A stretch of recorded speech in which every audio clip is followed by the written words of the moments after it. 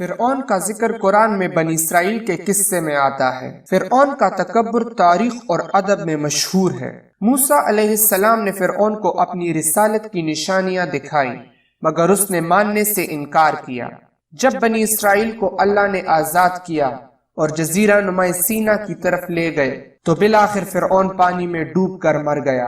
اس کا گناہ تھا کہ اس نے اپنے آپ کو خدا کے برابر سمجھا، اور اس کے نتیجے میں اللہ نے اس کو آنے والی نسلوں کے لیے مثال بنا دیا۔ قوم قبط و مالیک سے جو مصر کا بادشاہ ہوا اس کو فرعون کہتے ہیں۔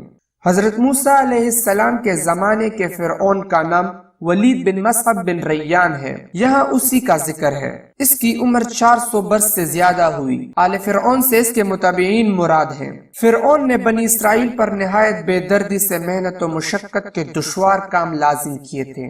پتھروں کی چٹانیں کاٹ کر ڈھوتے ڈھوتے ان کی کمر گردنیں زخمی ہو گئی تھیں۔ غریبوں پر ٹیکس مقرر کیے تھے جو غروب آفتاب سے قبل وصول کیے جاتے تھے۔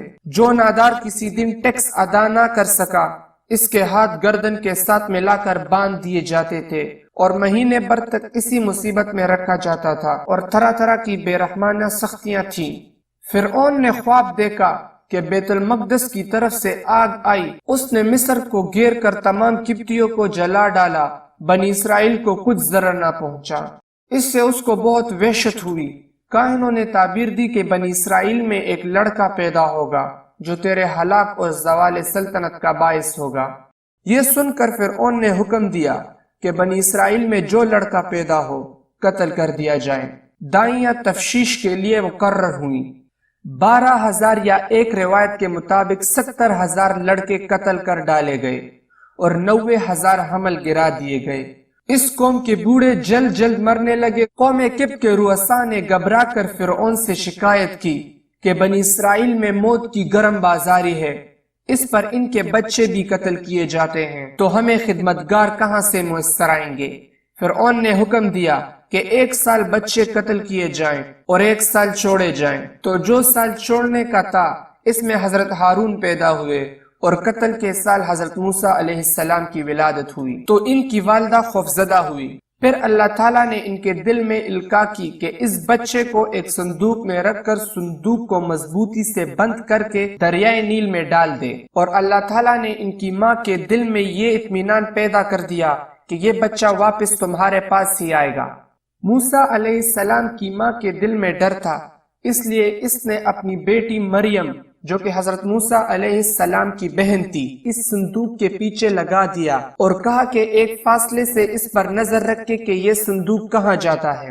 دریا سے نکل کر ایک نہر فرعون کے محل کے نیچے بہتی تھی۔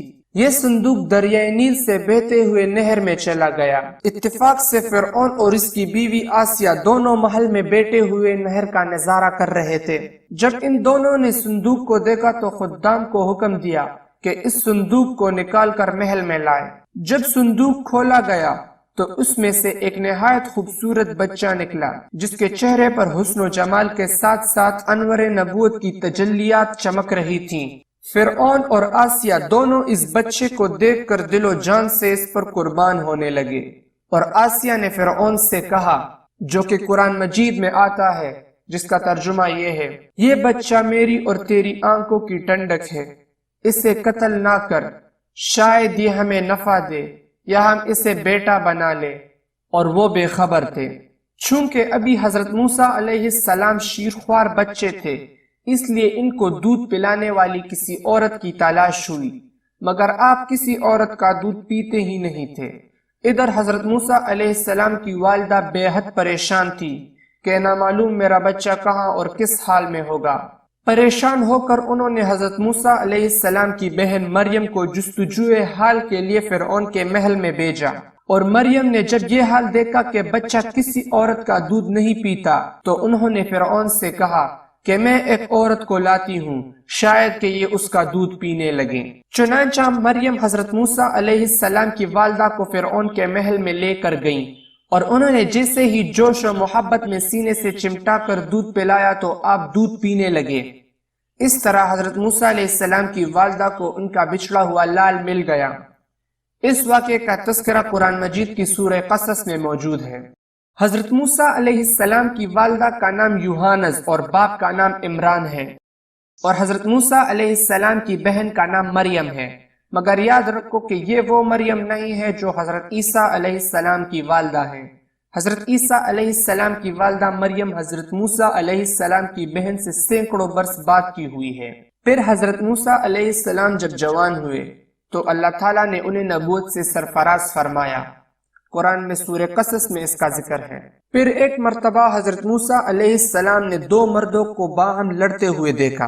ان میں سے ایک بنی اسرائیل میں سے تھا، جبکہ دوسرا ان کے دشمن فرعون کی قوم میں سے تھا۔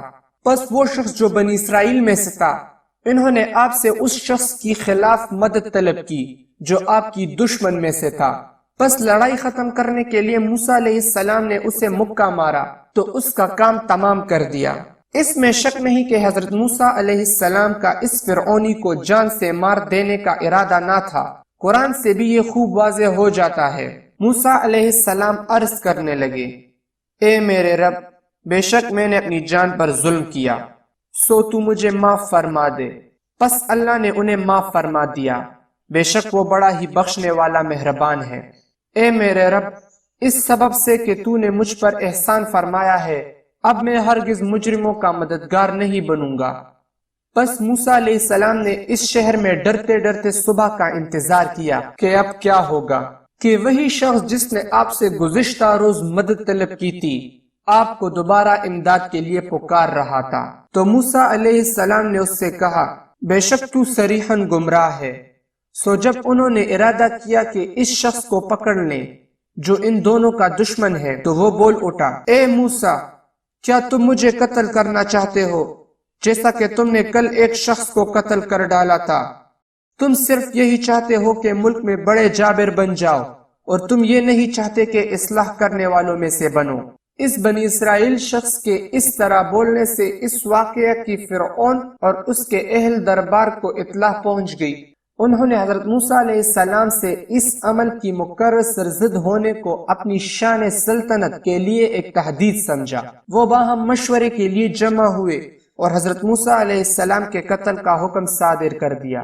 شہر کے آخری کنارے سے ایک شخص دوڑتا ہوا آیا اور انہوں نے موسیٰ علیہ السلام سے کہا، اے موسیٰ، قوم فرعون کے سردار آپ کے بارے میں مشورہ کر رہے ہیں کہ وہ آپ کو قتل کر دیں گے، سو آپ یہاں سے نکل جائیں، بے شک میں آپ کے خیرخواہوں میں سے ہوں۔ یہ آدمی بظاہر وہی تھا جو بعد میں مومن آل فرعون کے نام سے مشہور ہوا۔ وہ فرعون کے قریبی رشتہ داروں میں سے تھا اور ان لوگوں سے ان کے ایسے قریبی روابط تھے کہ ایسے مشوروں میں شریک ہوتا تھا۔ سو موسیٰ علیہ السلام وہاں سے خوفزدہ ہو کر مدد الہی کا انتظار کرتے ہوئے نکل پڑے۔ عرض کیا، اے رب، مجھے ظالموں کی قوم سے نجات عطا فرما۔ حضرت موسیٰ علیہ السلام نے پختہ ارادہ کر لیا کہ وہ شہر مدین کو چلے جائیں گے۔ مدین وہ مقام ہے جہاں حضرت شعیب علیہ السلام تشریف رکھتے تھے۔ اس کو مدین ابن ابراہیم کہتے ہیں۔ مصر سے یہاں تک 8 روز کی مسافت ہے۔ یہ شہر فرعون کے حدود سے باہر تھا۔ حضرت موسیٰ علیہ السلام نے اس کا راستہ بھی نہ دیکھا تھا، نہ کوئی سواری تھی، نہ توشہ، نہ کوئی ہمراہی۔ راہ میں درختوں کے پتوں اور زمین کے سبزے کے سوا خوراک کی اور کوئی چیز نہ ملتی تھی۔